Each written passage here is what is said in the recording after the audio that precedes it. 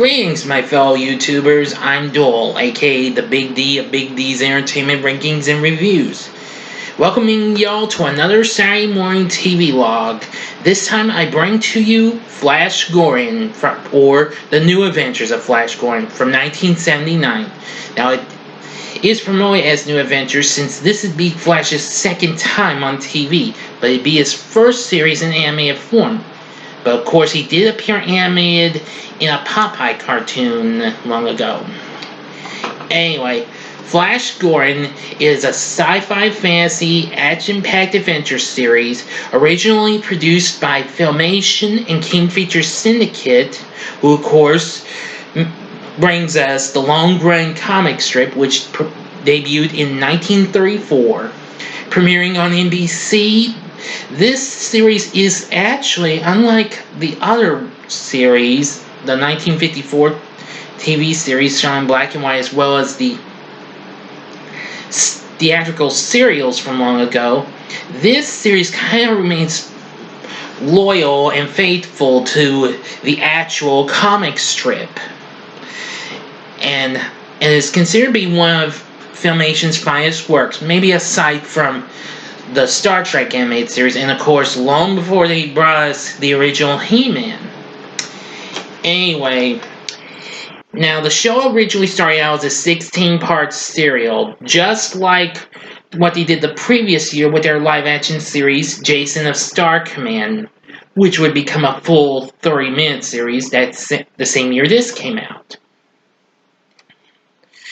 Anyway, of course, the intro is absolutely great. We hear an opening narration by Flash as Flash Gordon, along with Dr. Hanzar Covendale, are in blast off to the planet Mongo on a desperate mission to save Earth from the tyrannical space lord Ming the Merciless. Yes. Now, once they're on planet Mongo, they meet new characters who kind of try to be bad first, but they soon become allies.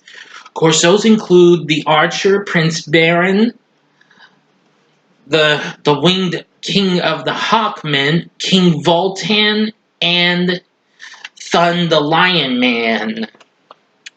In each episode, they manage to try and escape from perils and dangers, just like in the comic strips. And of course, each episode ended with a cliffhanger, and then ended with the 16th chapter. Anyway, I never saw the show, though. But anyway, after the 16 episodes ended, there would be some more Flash Gordon coming up. In 1982, Filmation made a movie called Flash Gordon, The Greatest Adventure of All, which was sort of a telling of Flash and his friends of how they ended up on planet Mongo, released a couple of years after the cult classic Flash Gordon movie with Sam Jones was released. But anyway, that same year, Flash returned for a second season with 8 additional episodes. Unfortunately, it wasn't well received, though, and it was shown in the late Saturday morning hours and was preempted due to sporting events, and thus the show ended after there were 24 overall episodes produced and aired. Now, the second season, however, had 2 short stories and introduced us to a little comic relief in the form of a little pink dragon called Gremlin. But anyway, the show later got rerun, I'm sure in syndication, but most notably on Sci-Fi's Cartoon Quest long ago. In 2006, Navarrete Corporation's BCI Eclipse released the complete series on DVD on this set, which you see before you. Now, I haven't watched this in some time, but I think I will, since, well, tomorrow on the 22nd of this month will be 40 years when the show premiered. Anyway, I've watched this a few times, and I absolutely love this series. I mean, as I'm a huge fan of Filmation. Now, this set is unfortunately now out of print. However, Mill Creek did release an Adventures of Flash Gordon series, but unfortunately, it only contained 14 episodes, Not sure what they are though, but they include any of the serial. They may leave you on the edge of your seat in a cliffhanger where you won't get to see what happens. I don't know. But that was released 3 years later in 2009.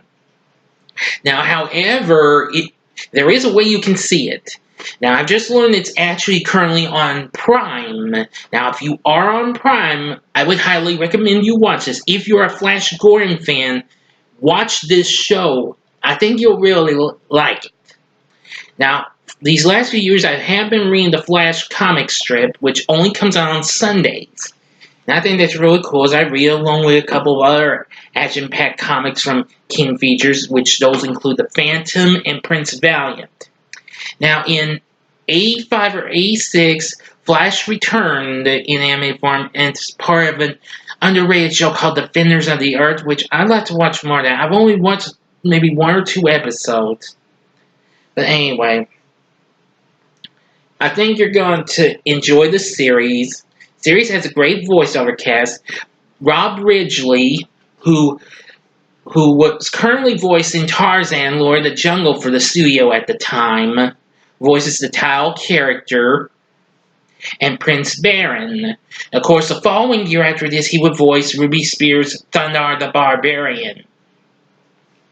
The next voiceover is Alan Oppenheimer, who that same year would voice for another Filmation cartoon series, which was The New Adventures of Mighty Mouse and Heckle and Jekyll. He voices Emperor Ming the Merciless.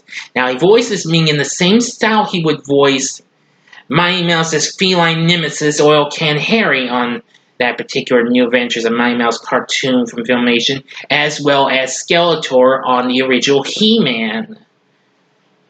And lots of other characters. Then there's another Alan Melvin, best known for playing Sam the Butcher on the Brady Bunch, and played lots of other characters on other shows. He voices Voltan, who you'll see on the back of the cover, and Thun, the Lion Man. Anyway, now, the way he voices Thun, that's kind of a deep, gruff voice, in almost the same style Melvin had been doing for voicing Bluto on the all-new Popeye Hour, which, of course, that was also on the tube at the time. But anyway, I really liked how he did these characters, and I'm starting to like these characters. Now, Thun was one of the side characters we got to see mostly through the series. And anyway, also is Diane Pershing, who also lent her voice to that particular New Adventures of Mighty Mouse cartoon the same year, but the previous year she voiced Isis, the goddess of the elements, in the Freedom Force series on Tarzan and the Super 7, which would later go to NBC the next year in 1980 as Batman and the Super 7. In the Mighty Mouse cartoon, she voices Mighty Mouse's gal pal who's so lovely, Pearl Pureheart. And of course, she would later go on to voice Poison Ivy in Batman the Animated Series. Now, of course, she voices Dale Arden and several of the female side characters, except Princess Aura, Ming's daughter, who I didn't get a chance to mention. She's voiced by Melindy Britt, who, of course, voiced Penny in the Plastic Man cartoon, which debuted the same year. You can see my Saturday Morning TVLog of that. And this was still long before she voiced a certain Princess of Power for the Filmation studio. And that, of course, was the original She-Ra. Now, the complete series set did have a couple cool cards here. Really cool artwork here. Yeah. But this was 2 of 6, because the others were featured in the Defenders of the Earth series, which I never got. The show didn't quite spark interest with me much. Sorry. But anyway, Filmation's Flash Gordon is definitely worth checking out. If you're a Flash Gordon fan, I'd highly recommend you watch it, like I said. So don't mind me sounding like a broken record or anything. But anyway, if you have seen the New Adventures of Flash Gordon, let me know what you thought about this in the comments section. Like and subscribe to my channel. And join me next time when I do another New Adventures series from Filmation. And it'll be their first series, The New Adventures of Superman from 1966. So thank you again for watching. Until next time, I'm the Big D saying see ya.